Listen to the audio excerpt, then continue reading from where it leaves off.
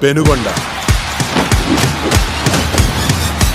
ఇది మనం box office దగ్గర మంచి కంబ్యాక్ కోసం ఎదురు చూస్తున్న హీరోలో ఒకరైన మెగా ప్రిన్సీ వరుణ్ తేజ్ నటించిన లేటెస్ట్ మూవీ కొరియన్ కనకరాజు సినిమాతో ఆడియన్స్ ముందుకు రీసెంట్ గా రాగా సినిమాకి ఆడియన్స్ నుంచి మంచి పాజిటివ్ రెస్పాన్స్ అయితే సొంతం చేసుకుంది.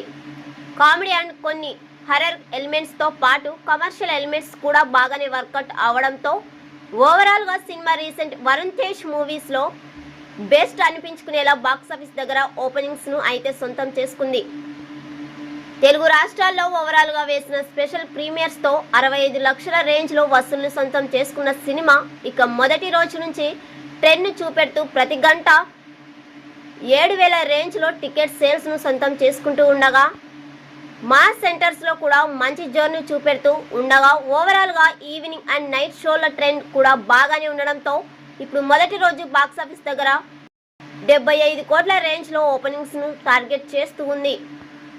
ఓవరాల్ గా final of line ticket sales లెక్కలు కనుక అంచనాలను మించితే ఈ లెక్క మరింత ముందుకు వెళ్లే అవకాశం కూడా ఉందని చెప్పాలి.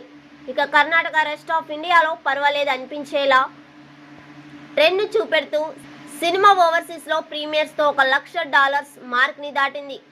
మొత్తం మీద వరల్డ్ వైడ్ గా ఇప్పుడు 3.5 కోట్ల రేంజ్ కి అటు ఇటుగా కలెక్షన్స్ అయితే టార్గెట్ చేసే అవకాశం ఉంది.